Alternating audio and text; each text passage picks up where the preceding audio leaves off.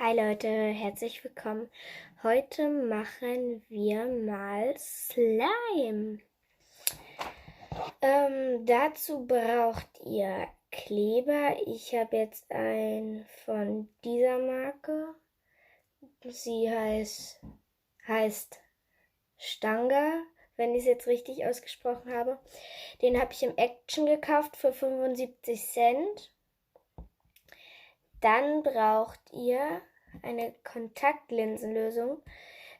Diese Probeflaschen reichen auch. Von Rossmann die All-in-One-Lösung könnt ihr dort benutzen. Dann brauchen wir Kaisernatron. Und wenn man möchte, noch Rasierschaum. Da habe ich jetzt von Balea so ein stinknormales Rasierschaum. Und ja, Und man braucht natürlich eine Unterlage, wenn man keine haben sollte. Als erstes nehmen wir den Kleber und schütten ihn auf die Unterlage. Ich kann euch jetzt momentan nicht mitnehmen, weil ich keine 2 Kameras habe. PS, ich mache heute nur einen kleinen Slime. Und ja, dann macht man sich davon was auf die Unterlage. Ach so, und Farbe, wenn nötig. Dann nimmt man Rasierschaum und macht davon mehr als der Kleber ist drauf.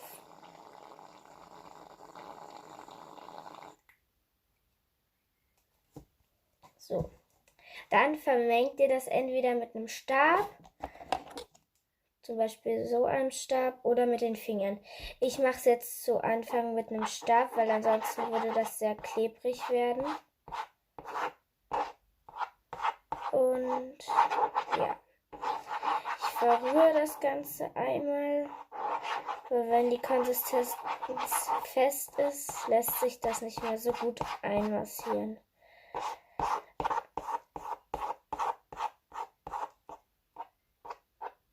So, jetzt ist das Ganze verrührt. Jetzt nehmen wir als erstes Kaisernatron. Da könnt ihr erstmal eine Prise nehmen. Ich brauche jetzt etwas weniger als eine Prise. Also ich mache das immer nach Bauchgefühl. Ich mache immer erst ein bisschen weniger, weil weniger ist manchmal mehr. Und bevor man zu viel drin hat und dann der ganze Slime halt zu hart wird.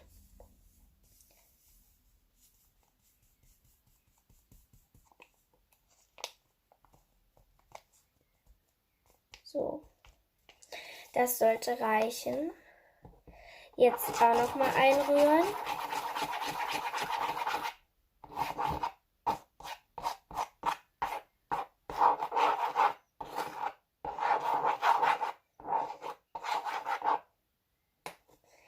Und dann braucht ihr eure Kontaktlinsenlösung. Es geht übrigens auch die Kochsalzlösung vom DM. Ja, ich habe jetzt aber die All-in-One-Lösung vom Rossmann. Die war auch sehr billig, weil das halt diese Probiergröße ist. Und dann macht man erstmal einen Schuss drauf.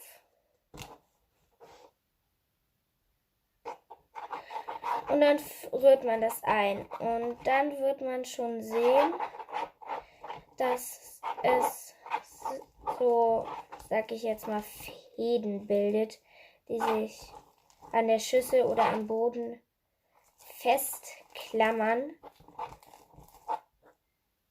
Dann, wer es mit einem Löffel macht, auch mal ein bisschen wieder vom Löffel abstreichen.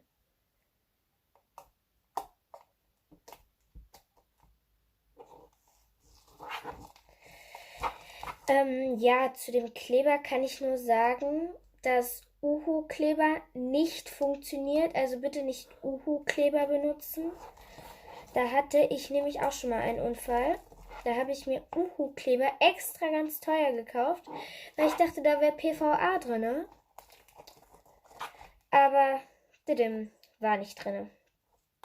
Ja, also ich kann euch empfehlen, diesen hier oder den Kleber, also von der Eigenmarke von Teddy oder von McGuides, diesen Bastelkleber. Ja, ansonsten geht auch Bastelleim aus einem Bastelgeschäft. Man sollte aber trotzdem immer noch aufpassen, dass PVA drin ist. Also die habe ich jetzt schon getestet. Aus dem Action, die Eigenwaren-Ankleber, die sollte man nicht unbedingt benutzen, weil da wird der Slime bröckelig. Ja, meiner klebt jetzt noch. Da. Und deswegen mache ich jetzt noch ein bisschen Kontaktlinsenlösung rein. Und das kann man jetzt mit den Händen verrühren. Aber wer möchte, kann es auch immer noch mit seinem Stab machen.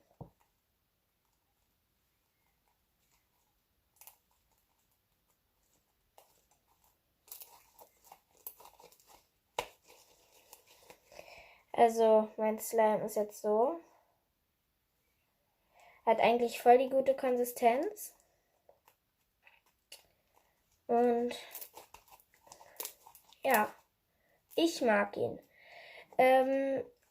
Farbe, wenn man mit einem Stab einrührt, sollte man das nach dem Kleber und nach dem Rasierschaum machen. Und wenn man keinen Rasierschaum benutzen möchte, damit er nicht fluffig wird, dann sollte man einfach nach dem Kleber reinmachen. Und Faustregel ist immer eine Prise. Bei 500 Milliliter Kleber, Faustregel ca. 15 Gramm. Ja. So, ich brauche jetzt immer noch ein bisschen Kontaktlinsenlösung, weil, ja, ich habe hier zum Glück noch was auf meinem Brettchen, also auf meiner Unterlage. Und ich würde empfehlen, kein Papier drunter zu legen. Kein Papier oder Holz. Denn in Holz saugt sich das rein und Papier saugt halt die Feuchtigkeit aus dem Slime und dann wird der hart. Und dann ist er nicht mehr zu gebrauchen.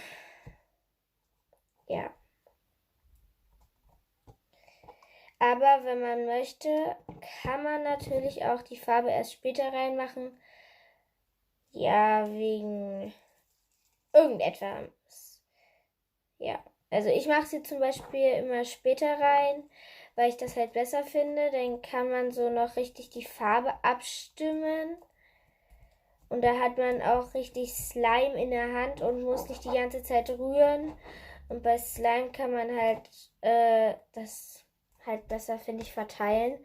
Aber da müsst ihr euch selbst halt entscheiden, wie ihr das macht, ob ihr das nach dem Kleber bzw. Rasierschaum macht oder ob ihr das ganz zum Schluss macht. Ja, ich werde diesen Slime jetzt nicht einfärben, beziehungsweise in dem Sinne jetzt nicht direkt einfärben, sondern ich werde den mit einem anderen Slime vermischen. Und zwar ist das der hier. Ja, den werde ich jetzt damit zumischen. Und am besten, wenn man Slime mit Slime mischt, eine kleine Kugel machen. Und das andere ausbreiten. Dann die Kugel in die Mitte legen und dann den ganzen Slime so rumlegen. Dann sieht das so aus und dann kann man das gut einmassieren. So. So.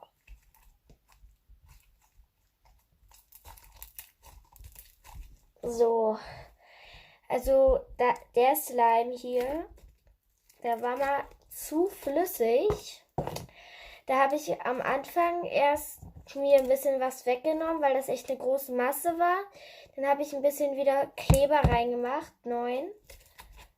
Dann ein bisschen Kontaktlinsenlösung und ein bisschen mehr von dem Natron. Und dann war er wieder gut. Ja, ich bin echt froh, dass er wieder gut ist, weil das ist mit einer meiner Lieblingsslimes. Und ja. Und ja, ich kann euch raten, vielleicht euch irgendwelche Düfte zu kaufen und die dann mit in den Slime zu machen, weil das riecht so geil.